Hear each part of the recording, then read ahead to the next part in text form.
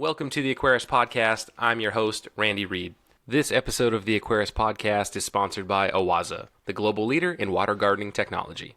OASE is a relatively new entrant into the indoor aquatic space, and they're doing all us hobbyists a favor by stepping into an already competitive market and raising the bar with excellent products that have innovative features. One of the coolest features to the OASE line of power filters is seamless built-in heater integration. So if you've been looking for a way to step up your aquarium filtration and hide your heater without going the sump route, then I highly recommend you check out OASE's Biomaster canister filters and BioPlus internal filters. That's Biomaster canister filters and BioPlus internal filters. Learn more by checking out oase-livingwater.com. That's OASE-livingwater.com. I will also have this link in the show notes for quick access. Now, on to the interview. Today's date is Friday, January 4th, 2019. My guest today is Caitlin Laclergue. Caitlin is a product manager with OASE with responsibilities over the indoor aquatics and bio-orb lines for North America. In addition to her experience in the industry with OASE, Caitlin's professional experience seems to have always involved marine environments and the inhabitants living within. It is no surprise that Caitlin majored in biology and marine science for her bachelor's in science degree. So Caitlin, welcome to the Aquarius Podcast. Thanks for having me. No, absolutely. And thank you to OASE for volunteering you to come on the podcast and talk about their wonderful product. So I'm always very excited when I have major brands come on the show. It's only happened a couple times now. And so very thankful to you for your time and also for OASE for letting you come on. We're happy to be here.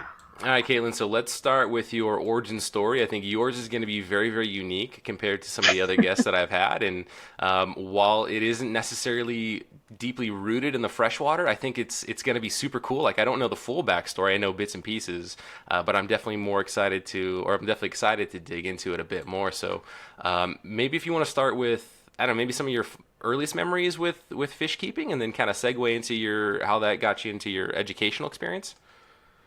Sure, yeah. I've always kind of been drawn to the ocean, and I loved all the wildlife that seemed to happen within there, and I just was kind of always curious to learn more. I remember we had a tank growing up, and that always kind of helped pique my curiosity. Lots of trips to the beach and looking at tide pools, and it just kind of seemed like a natural thing to major in marine science when I finally got to college, and from then it just kind of went off and continued my career in it. As a kid, do you remember, did you have freshwater tanks or were they saltwater? At home we had freshwater tanks. It was pretty low maintenance, but it was enough to still get me excited about learning more about fish in the ocean, but started off with freshwater. Nice. Do you recall maybe what kind of tank you had or how many tanks you had as a family? Yeah, we had a pretty big, around like 100-gallon tank in our living room that was filled with just bunch of fish. We had Bala sharks and algae eaters and taiga barbs and all sorts of things. I was pretty young, so I don't remember everyone that was in there, but it was enough that I started asking to get sent to the ocean more so I could learn about things. Oh, awesome. Very cool. And so did you grow up like having your own little 5-gallon tank in your room or anything like that with the rainbow colored gravel or any stuff like that? No, it was more, I was just helping out with that tank. I just kind of got really curious about that. So I was the one that kind of started taking care of it the most in the family. And from there it went off, and I actually left it when I went off to school there. And then, of course, after I left, it turns out maybe the rest of my family wasn't as interested in the freshwater tank as me. So actually got moved to a friend's house. Oh, no. Now, I'm guessing then that you weren't like my family when it came to our maintenance schedule, which was the once-a-year annual take all the fish out of the tank into a bucket, drain the tank 100%, and then fill it back up with hose water, and then dump all the fish back in. That wasn't your maintenance schedule, I'm guessing. No, that wasn't our annual routine. It was so bad. And I've gone back and I've talked to people about that, just about how, the silly things that we did. I grew up in the 80s, early 90s, and, we always point to, well, the internet wasn't around and YouTube wasn't around. And I've got, I think I picked it up at either an auction or, where did I get it? Or maybe the thrift store. I like to go book shopping at thrift stores. And it's an old tropical fish aquarium book, and I think it was published in late 70s, early 80s. But it has all the good information that basically tells you not to do those kinds of things. And we always say, oh, the information wasn't around. Well, it was around. It's just we weren't really, It was. we just really weren't seeking it out. And maybe back then, dropping $50 on a tropical fish book, because I think, full color, large, kind of large volume, I don't think that was in the family budget. Or just going to the library and, hoping you get that one copy of the tropical fish book if they even had it at my small town library. So, I mean, the info was there. I guess we just weren't, it just wasn't being presented to us. And I would really like to jump back in a time machine and see, how those mall fish stores, or the mall pet stores, if you will, how they were telling us to keep our fish tanks. I don't know, maybe somebody, if you worked at a mall fish store back in the 90s, like write me an email and say, Randy, you're ridiculous. We did tell you how to properly take care of it. You just didn't pay attention to anybody. And it took people going on YouTube telling you how to take care of a fish tank to actually, properly take care of a fish tank. But obviously people have been keeping fish and being very, very successful for a super long time. So I'm just trying to figure out what happened in that time period. Maybe it was just me and my family. I don't know.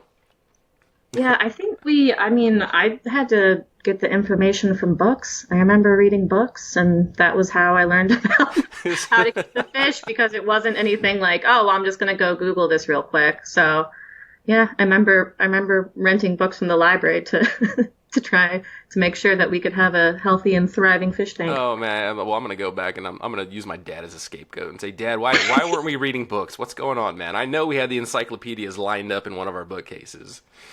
That was good times. All right, so you're in college now, right? And you are, you know that you love marine life and all of that good stuff. So can you kind of give me like a 35,000 foot level overview of your collegiate experience and how some of those courses or elements have prepared you for your professional experience or career, rather? Sure. I ended up double majoring in marine science and biology, and I chose marine science specifically because it's actually all four branches of oceanography and not just marine biology, which was really important to me. So by majoring in marine, and what would those four branches be, I guess? Yeah, so it's physical oceanography, marine biology, marine geology, and marine chemistry.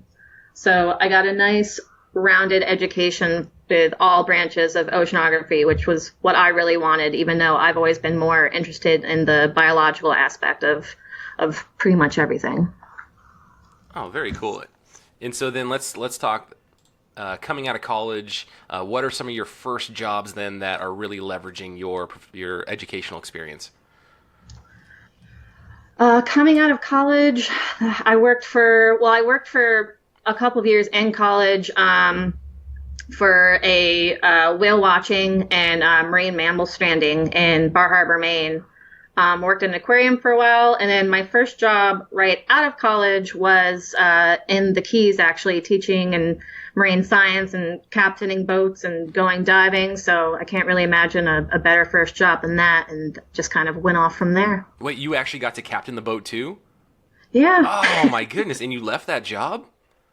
I did. It's the Keys are great, and I loved what I was doing, and I loved being near the ocean all the time. But there's also only so much you can do in the Keys for so long. So it seemed like it was time to try something else. Isn't it just like sitting by the beach sipping on pina coladas? Like, isn't that what you do? Oh, it was great. It just kind of felt like I was already retired and I had just graduated. Oh, you're doing. I feel like you're doing this wrong, Caitlin. We need to go back in the time machine. Maybe. All right, so let's go back up to super tropical Maine, right? So you're doing whale watching in the tropics of Maine, Bar Harbor. What are some? Yeah, I'm being very sarcastic for those of you that don't know Maine. There is an international audience. Maine it's beautiful in the summertime. Yeah, it's just. It was cold wonderful winters. in the summertime. It's just as soon as the summertime was over, I was very much ready to leave. Yeah, so Sam Rutke, one of the guests on this show, Captain Duckweed, he's out of Maine, so we'll have to tease him a little bit about that. So what are some? I don't know. I feel like you've got to have one or two really awesome stories from your time doing whale watching, maybe of the whales or of the guests, or what's like one or two good stories. I mean, there were a lot of good ones. I mean, one of the things that stands out to me, which was a very selfish memory, and I actually remember I was really nervous. It was my first time working as naturalist, which basically just meant I narrated the majority of about a 3-hour venture out to go see the whales.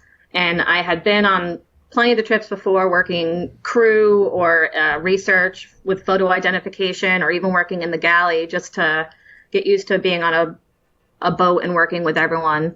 So this was my first kind of real science related job, and I was really excited. Didn't want to mess anything up. And of course, maybe 30 minutes into watching, we see North Atlantic right whale, which they are extremely rare, and I had never seen one in all my times out doing the whale watches. And I got so distracted, I completely forgot that I was narrating and was supposed to be pointing this out to the 500 people on the boat. And I just kind of sat and watched the whale for maybe about 10 minutes or so before I remembered I had to point it out to everyone else. That is great. Did anybody come up to you on the crew and like tug on your shirt and say, Caitlin, you're supposed to talk? Yeah, the captain ended up getting on the speaker and reminded me very nicely that I needed to not only admire what I was seeing, but maybe point it out to the rest of the crew and the passengers. So that was probably the best way to handle that. I feel like everybody's first time doing that, like, everybody has to have a similar experience. Like, if you've been the naturalist on one of those boats, to just be so odd that, you know, you potentially forget, or even if you've been doing it for a while and all of a sudden you see something that is just super rare, like, that's got to be, you know, that has to be something more common, right? Right. And I did get told by many people that it wasn't the first time something like that had happened. So luckily I didn't feel too bad about it. And it probably wasn't the last time that happened for me either. So everyone's pretty okay with it, that they get to see whales. So no one's too mad. I think sometimes people just like to see it without hearing me talking about it too. So it works out for everyone. Yeah, very nice. All right. And so then, I'm looking here at your, you know, your educational profile or your professional experience profile, and it talked about, so when you were in when you're in Jamaica, very cool, you designed and executed your own research in damselfish territory. Yeah, that was for my my undergrad thesis when I was working with coral reef ecology, which has always been one of my favorite studies. So I spent some time in Jamaica working on my undergrad thesis, which was specifically with damselfish territoriality. And I assisted with a couple other projects. Probably the favorite thing that I got to do was helping with the invasive lionfish research while I was there. That's been something that I've always enjoyed. And so I guess the lionfish, to pivot to that, how has the control efforts been on the lionfish population? Because don't they actually, in Florida, they have a bounty on them, right? Like if you go out and spearfish them, there's either a bounty or it's like, hey, go get these lionfish because they're delicious in fish tacos. That's the thing. They are delicious, and that's been probably the most efficient control so far. They've tried a lot of other things. There's so much research right now going into like what their natural predators are and what could maybe contain them in an area, but they're just so adaptive and they haven't found really anything that goes after them as prey. So for the most part, what they're doing now is just more awareness and education and telling people that they taste great, because really the best way and the only way that I've seen works the best so far is just manually extracting them, so by either catching or spearing them. So, and you know, that's great because they do taste great. I love a good fish taco, and I've never had a lionfish fish taco. So maybe I don't know, you'll have to send me a good recommendation in Orlando when I'm there for Global Pet Expo in March of a joint that does good lionfish tacos, if there's even one in Orlando that does that. I'll look around. There's a few places near me, and there's plenty of places in the Keys, but there may be some options in Orlando. I'll have to give that a look. Awesome. And so it seems like not even in just like the marine Keys, Florida area. It's not just in the ocean that there's invasive species, but Florida deals with the invasive iguanas. It's a python, right? It's not the boa constrictor. It's an actual python that's invasive. Oh yeah, they've got the pythons down in Everglades. Florida's a haven for many invasive species. It's just too nice, right? Everyone wants to come here. And then let's talk lastly about your work with turtles, because that sounds super cool before we jump into your OASE experience. Sure. I lived in Costa Rica briefly, and I lived on the Pequara Reserve. And I was very fortunate working with an organization that allowed me to research and work with leatherback sea turtles. And they're actually the most endangered species of sea turtles. So it was absolutely amazing to be able to work with them and learn so much about them and just be in awe of their general size and largeness, because it's pretty crazy to walk up to a leatherback sea turtle that's coming up onto the beach. So when we watch like Planet Earth or Blue Ocean or those shows or whatnot, and maybe not those ones, but just any educational show about animals and the sea turtles in particular, and you get to see these researchers actually interacting with the turtles or being very, very close, like you were one of those people that we get to be jealous of, right? I don't think I'm worthy of jealousy, but I've been pretty lucky in some of the things I've gotten to do, just being interested in marine science. So it's brought me to some pretty awesome places and allowed me to do some pretty cool things. So I'm super fortunate. So then how are we doing then with the leatherback sea turtles? I mean, is their population, are we on an increase, or is it still kind of holding steady, or are we on a decrease? Like, is there any good, positive notes coming out of your time there? When I was there, it was the population had been kind of on a gradual decline, but in the past couple of years, it had steadied out. So there wasn't a lot of growth happening yet, but it had also kind of leveled out, which in its own is a win. So as long as we can keep on doing things to help the ocean, keep plastic out of it and whatever else, then I think they could slowly make their way back. What do you think is the most detrimental thing happening to their population? Like, what's the one? Right. I mean, plastic pollution is huge with anything, but also with turtles specifically. There's a pretty big poacher problem in places too. So that's a huge problem. And also just the amount, what we got to learn when we were dealing with the sea turtle nest there is when you have usually you already have a small ratio of fertile versus unfertile eggs.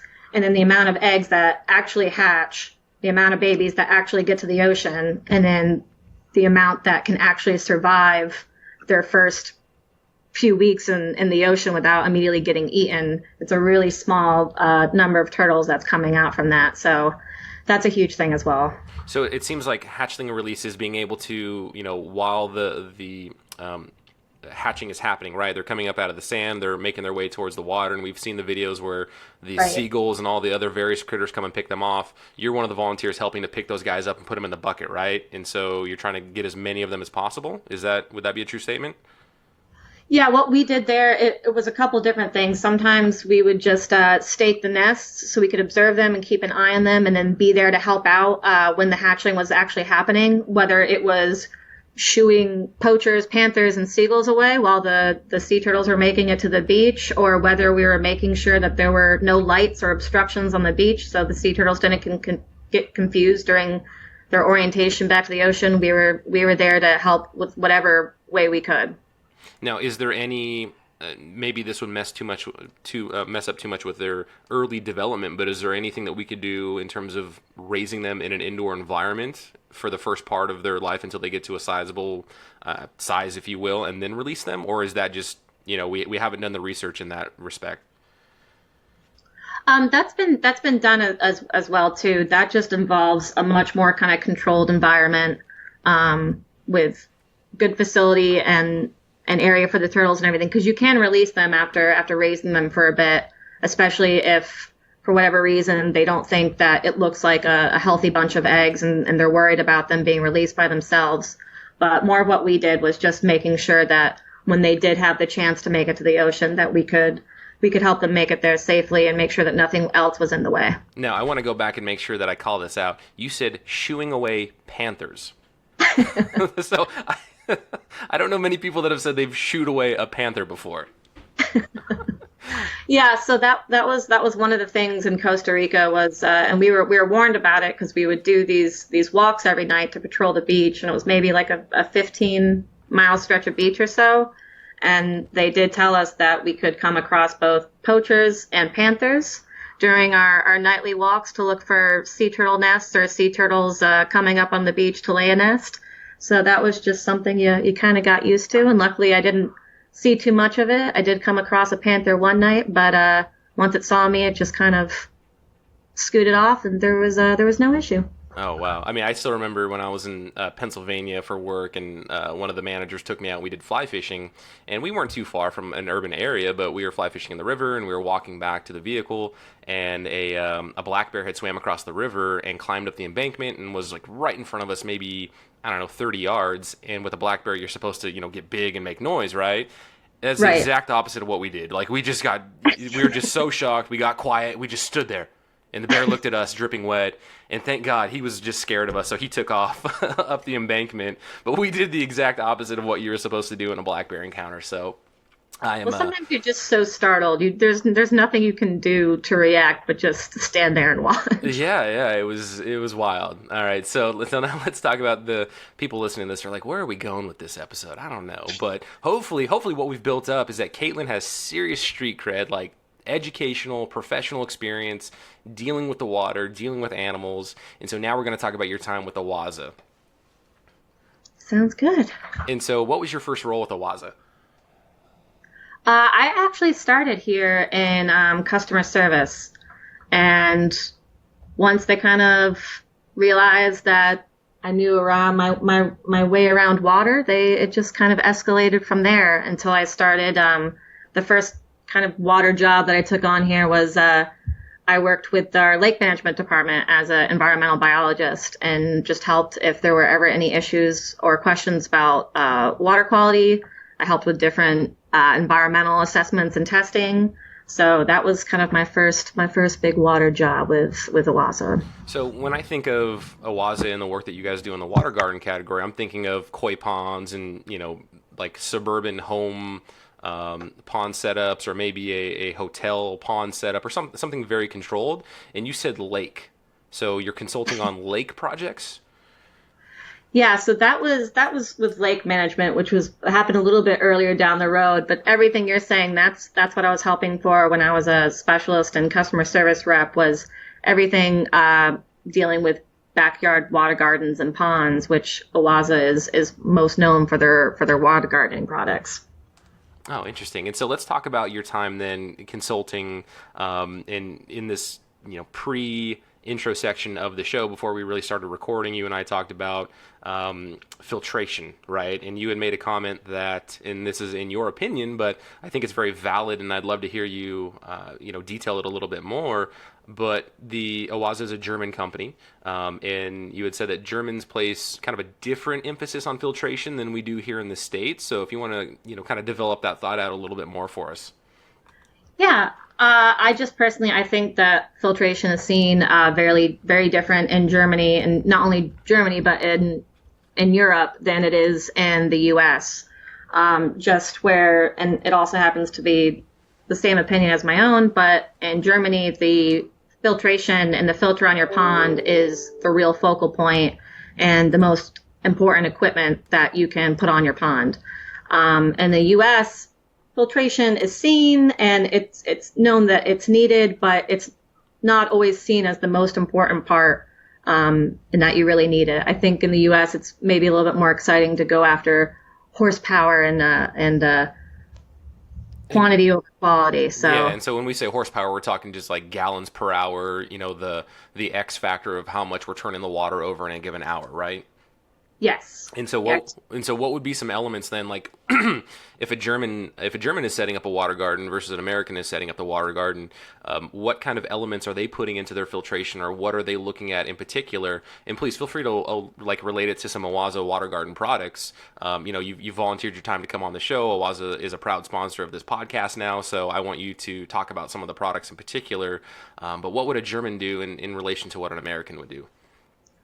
Sure. So in the U.S., I think what we see for filters are kind of they're smaller, maybe all-in-one units, or we'll see a lot of pressure filters in both in Europe and the U.S. But I mean, when I first started with OASE, the first thing that I started learning about was the filtration, and the first filter that I learned about were some of our gravity filters and flow-through filters, like the Biotech and the BioSmart, which are these great big, huge filter units that I just couldn't understand at first, but then realized that this is the sort of thing that you need to put on your pond if you're going to have a large pond with a ton of large koi and ornamental fish that are really important to you, this is the kind of good filtration that you would want that really allows you to have a large bioload and still have healthy fish and good water quality.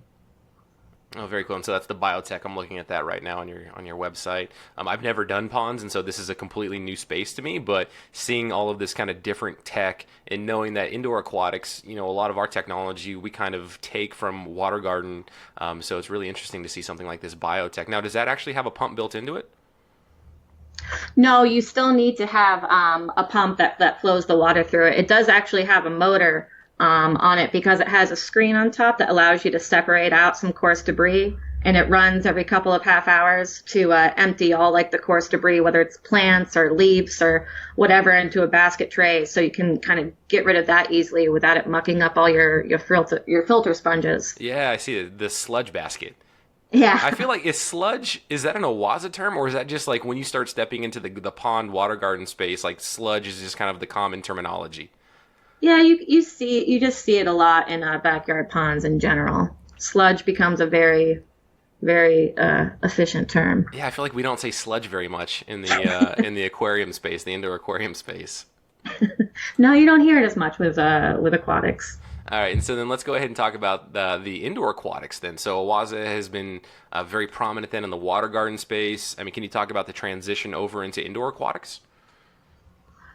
Sure, I guess just OASE has been doing water gardening for, I think we said now it's been around like 80 years that since they started in Germany, and we've been working with them for 3 years now. So they've had so much experience and background and backyard water gardens and ponds that we thought it would also be nice to try and see if we can bring that German filtration and technology into indoor aquatics and do it on a smaller scale with aquariums and tanks, and that's how we got here, and we're pretty excited to see how it continues and what the future holds. And so let's see, let's call out a couple of the filters that you'd like to highlight so we can talk about the BioPlus and the BioMaster. And now, as people know, OASE, like I've already said in the show, OASE is sponsoring the Aquarius podcast, so super happy. Again, we're not using Bob's Used Mattress Outlet as the official sponsor of the show. We're using OASE, which is fantastic. And you guys have sent me a BioPlus, you've sent me a BioMaster. I have those running in my fish room. I'm super satisfied with them, but I'd like you to be able to give your thoughts on these products. So feel free to pick whichever one you'd like to first. Sure. Well, we can start with the BioPlus since it's the internal, then work up from there. Yeah, and so internal filtration now, and this is again something that you and I also talked about in kind of the pre-section of this episode. We don't see much internal filtration in the U.S. market, like internal powered filtration. We're used to air-driven sponge filtration. So I would say, what are going to be the benefits of internal filtration in general, and then talk in specific about the BioPlus. Sure. Yeah, I really like the BioPlus for internal filtration. One of the biggest things is it's a discrete internal corner filter, so you can keep it pretty easily in your tank without disturbing your water views, which I think is really important to anyone who's keeping a fish tank, because obviously they want to see the fish and not the equipment. Mm-hmm. But it has amazing filter volume. It has an integrated diffuser on the inside, which is huge for internal filtration because it can really help. It'll help prevent biofilms from forming on the top. It helps with aeration. It helps with stagnant and no oxygen zones. So I think it's a really cool internal filter, and I'm excited to hear what other people think about it. Yeah, and that the diffuser is definitely something that I don't think I've seen on other products. Like usually internal filters, it'll have kind of that overflow waterfall lip, or it'll just have the one nozzle that points out, which the BioPlus does have the nozzle that just shoots out water, which is what it's supposed to do. The diffuser now, in terms of installation, the diffuser ports should be above the water line or kind of even with the water line. Like, what's our thought? Yeah, you basically want it just around or just under the water surface for where the diffuser is. Okay, and I think one of the cool things is that with the BioPlus, there's actually the option for heater integration. Yeah, so All of our filters actually, which is one of our biggest points and we're really excited about, all offer the integrated heating. So that's especially huge for internal filters because anyone who's doing internal filtration will also have to have, depending on their tank, but more times than not, they'll also have to have a heater in their tank. So with the BioPlus, it actually allows you to store the heater inside the filter. So that's just one less thing that you're seeing inside your tank. So it's nice to keep it kind of all compact and together. Yeah, that's definitely something that I liked, and you guys have sent me a retrofit unit for one of the BioPluses, so you can see how easy it is to actually integrate one of the OASE heaters with the BioPlus unit. So I think that's cool. A couple really nice features is, so like we had said, it's corner mounted, suction cups, very strong. Once it's in place, it's probably not going anywhere. And it took me, it was a little tricky at first, so I would say, people read your manual or check out some videos of this particular product, but actually removing the body that houses the filter media, so the sponges, is actually super simple. So it's magnets, right? Like magnets are just holding it in place. It's magnetized. Yeah, and once you get how you pull them apart, it's really convenient and it's really nice. The fact that you can actually keep the bulk of the filter inside the water when you're doing any sort of maintenance, because you can just in fact pull out the front cover unit where the pump head stays in place, and then you can quickly do a filter change or whatever maintenance you need without having to unplug or really do anything extra to maintain your filter. Yeah, once I realized that, it's like, oh, this is even better now. Like, this is super cool that, like you said, the bulk of the unit can stay in, and then you just pull out that other top body, if you will, that has the media for servicing. So very, very simple. The other thing which we can talk about, or I can call out with the Biomaster, is the quiet operation. Like, it's crazy how quiet the OASE powered filters are. And I guess just to wrap up the BioPlus line, there are 3 different models: the 50, well, technically there's 6. There's but they come in the 50 size, the 100 size, and the 200 size. And they're so 15, 30, and 55 gallons is kind of that suitable maximum aquarium volume. And again, this is one of those things where, like we talked about before, horsepower, in your opinion, horsepower in terms of the number of times that you're actually turning over water in your aquarium isn't necessarily something that we should be basing our purchases on, right, when it comes to power filtration. Right. And that's with OASE filters in general. They do it with water gardening as well, where they actually they size their filters for bioloads. So the amount of fish or plants that you have in your backyard pond or even in your aquarium. So we're pretty conservative with our tank capacities because we're more concerned about making sure you have the right filtration and the right types of filtration for the bioloads that you have in whatever water body you're keeping, be it a backyard pond or a fish tank. Awesome. And so now let's talk about the Biomaster. Yeah, the Biomaster is a really cool item. And I probably should have mentioned this with the BioPlus as well, is all of our filters actually, they have the pump head in them. So there's not an additional pump needed or anything. The filter is an all-in-one unit that can pump water through it. So that's also a really nice thing. It just cuts down on equipment. Yeah, definitely. But with the Biomaster, it's our largest canister filter, so it is an external filter, and it has a ton of really cool features, including the integrated heating that we saw with the BioPlus. It has amazing filter volume for both coarse and fine filtration. Includes mechanical, biological, and chemical filtration. There's automated shutoff, so you don't have to worry about any water escaping when you're taking your filter out to do any maintenance or change a filter or whatever you need to do. You don't have to worry about any water escaping because of the check valve. So there's some really cool features. I had no idea that there was a check valve in it. There sure is. So I was just assuming that you would go up to the input and output nozzles that are leading to and from the tank. You would turn that flow off and then do your service. Yeah, so you can, with the shutoff and the automation, it actually comes down to those 2 blue tabs that you can toggle left or right. That's on the front of the Biomaster.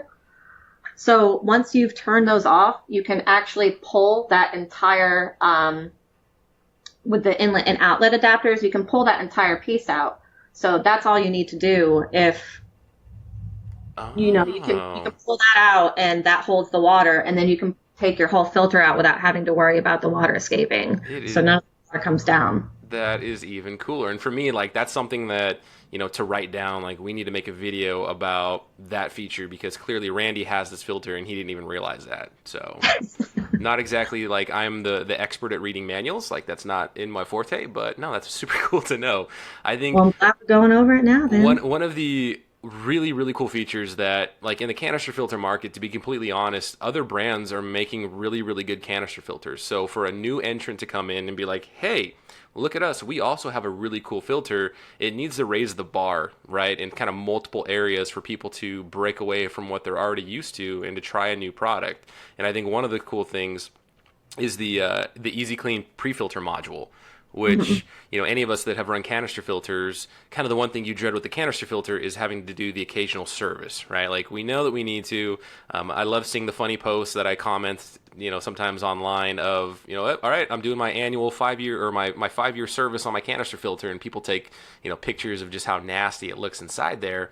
But the Easy Clean pre-filter module, so you basically take the primer module out, and there's an inlet tube in there, and around the inlet tube are sponge filters or sponges, right? Circular sponges that completely enclose it. I think there's 4 or 5 on there.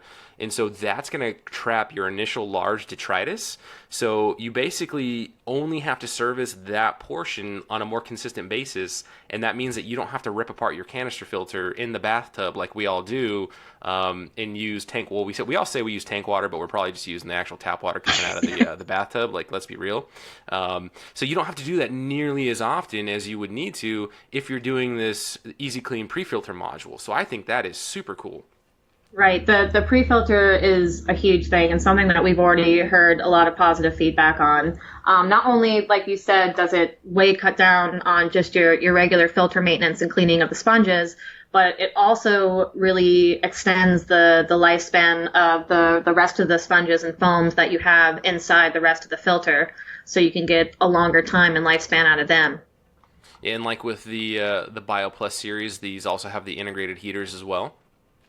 Yes, the integrated heaters are available with all of our filters, so we're really excited that we have the thermal options for the Biomaster as well.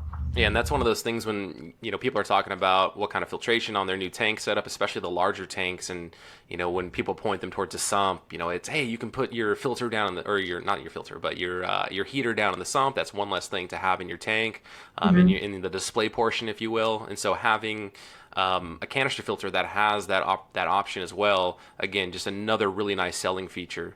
And I talked about it before, but just the quiet operation of this, and friend of the show Zenzo Tazawa, on his review of the Biomaster 600, he called this out as well.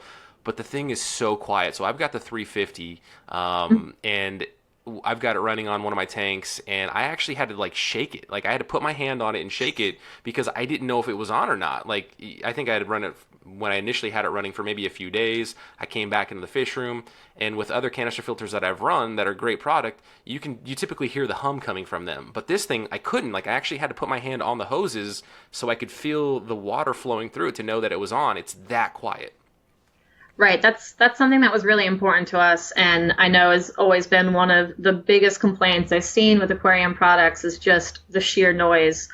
So there was a lot to go into making sure that we were having the lowest decibel and sound levels that we could. So I'm glad that is something that people are seeing so quickly. It is, but it's almost like, is it on, right? Like you have to touch it to make sure. It's such a great feature, but at the same time, it's like, is it on? Like I'm used to a loud rattling from my hang-on back, or a rattling from a canister filter, or constantly hearing kind of the, granted, you should purge the air out of the system, but sometimes you hear that air noise. But with this thing, it's just so quiet, which, especially if it's going to be in a bedroom. Like I have it in a fish room, so not as big of a deal. But if you have it in a bedroom or a living space, having that extra, quiet filtration system is a big plus. Yeah, and it's exciting. So I'm glad that you like it. And I think the last kind of filter, water quality product to talk about, because I do want to talk about the BioOrb as well, is the Cleartronic. So UV clarifier, I want you to just kind of talk to me like I'm a fourth grader, which sometimes I am. Why would somebody want a UV clarifier? A UV clarifier just really helps with the overall water quality and water clarity that is in your fish tank. And it's also used in UV filtration is also used in water garden as well. I think it's much newer to kind of the aquarium industry, but I am starting to see it more and more, and people do seem to be starting to respond to it more. So it was important and to us that we also had a UV option to include in our product line. And so what would be some questions for a home aquarist that would, if you're back in your customer service role or even as a rep, somebody is saying, 2 or 3 things that are happening with their tank that would lead you to recommend a UV sterilizer? Yeah, if people are seeing poor fish health, cloudiness, excessive algae, anything like that, then that's usually when, besides recommending a water change and asking a few other things, I always find that filtration, and that includes UV filtration, is the best thing to recommend. So that's when I would usually ask that someone tries UV for their fish tank. And usually the best way to set them up is sometimes they'll have flow controls or just an automated bypass to help slow down the water, because you actually want the water moving as slowly as you can through the UV, because the UV has a better effect on the water if it's moving slower, so it can have more time being affected by the actual UV spectrum. That really helps with the bacteria and the cloudiness of the water. Interesting. Now, would you ever want to see the hobby move in the direction where a UV sterilizer is just something that's consistently used, like it's kind of just an initial piece of equipment when it comes to new tank setup, or is it, or is that too much of a shotgun approach initially? I don't think that it would be an issue to have integrated UV options, and I have seen them out there on the market before. I think for the most part, especially if people are new to the aquariums, though, they're just kind of buying it as an added feature, but they don't necessarily know what it's actually doing for their tank. And I think what it does do for the tank is really important as far as water quality and clarity and fish health. So I think they're a good product to have. Oh, interesting. Very cool. All right. And so let's pivot and let's talk about BioOrb. So what can you tell us about if somebody's, I feel like everybody has seen a BioOrb, but maybe we don't know like the backstory or kind of what is, all about the BioOrb. Sure. So we have BioOrb. It's our tanks in our BioOrb line, and we have quite a different amount of tanks, colors, and sizes for you to choose. But they're nice because they're really contemporary and modern looking designs, and I think people really respond to that more than anything else. Is they're just kind of something that looks a little different, looks a little new, and people like that. Yeah, and some of them are, so like the tube design is obviously going to be tubular, like a cylinder. You've got the flow, which looks a little bit more square. The life has more of a vertical rectangle look to it. And then you've got, I think what a lot of us are used to seeing is the classic. Right. The classics and the halos are probably the most popular, and those are the ones that look like actual orbs, or the bowls that you're used to seeing. And then from a size perspective, it looks like, oh man, we're going to have to do the conversion from metric to gallons here. So you've got a 15, so you go 15, 30, 60, and 105 in liters. And so that's like 4, 8, 16, and 28. Yes, 28, 30, somewhere around there. Something like that. Yeah, I think the 105 is 28 gallons. Yeah. Look at me trying to challenge you on metric to standard conversions here. Who do I think I am? Science. I've learned metric. Yeah. So definitely very cool. I mean, what else are your thoughts on the BioOrb line? Like, having this kind of cylindrical tank. Are there any, would you say there's any pros, or is it just going to be kind of an aesthetic, just give your living room or your fish room a different appeal, I guess? I think the biggest thing for people is the aesthetic, just that it's something looking, it's streamlined, it gives you a different view of your fish than you're used to. I know some people get worried about kind of the bowl looking aspect of things, but the one really nice thing about BioOrb is that it's all acrylic. And so it's different than glass, because the main issue with glass bowls is that glass really distorts, and that can be detrimental to fish health. But with acrylic, there's no distortion, and the fish don't react negatively to it like they would in a distorted glass bowl. Yeah, my last question for you on the BioOrb line, at least the classic, is how does filtration work on that thing? So it's a bottom filter, and it's a small sponge with also for just mechanical filtration. We also include biological bacteria, and then there's also some chemical media down in there for carbon and a couple different other types of chemical media that just help with the water quality. And the basic idea behind it is it's maintenance setup. So depending on what size you have and what fish you have, but you replace your filter cartridge maybe once every 4 to 6 weeks. I feel like OASE needs to do a BioOrb aquascaping competition. BioOrb aquascaping. I would love to see what some of these guys that are so used to working with squares and rectangles, what they could do with this thing.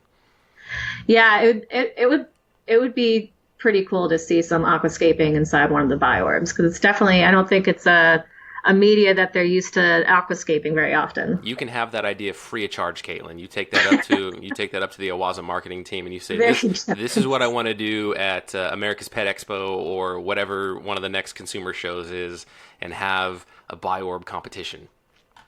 I think some of the aquascaping I saw at the last show was pretty amazing, so I wouldn't mind seeing that again. Yeah, I mean, especially in this, the spherical design, like what can they do? Let their creativity run free. I think there's going to be maybe potentially a lot of focus right on that center kind of column, which is how I've seen a lot of pictures of the BioOrb presented. There's like a heavy center design. So I don't know, like who knows what they would do. I think it'd be pretty awesome. And so the last thing I want you to talk about in the BioOrb line is the air line. So the terrarium. Sure. Yeah. So we have our BioOrb Air, which looks pretty much like one of our Halo fish tanks would, except it's specifically for terrarium and land only use. You don't put any water in it. And essentially it comes with a compost brick, and then you can plant it in any way that your heart desires. And we have a few different settings that help you keep different types of environments or plant setups inside the air. So you can adjust the humidity and the fan settings. There's also a water reservoir under the tank that allows you to kind of have a steady humidity setting, especially if you're going to have like a small animal inside or something, or if you're going to have a really tropical plant environment, then you want high humidity. Yeah, and so this is, as close to ready to run out, fresh out of the box to get an actual like humid, proper environment set up, right? Like that's one of the challenges I hear. Outside of the plants that you'd have to go get to set it up, it is ready to go. Yeah, one of the challenges I hear of venturing into dart frog territory or, any terrarium is always around humidity, right?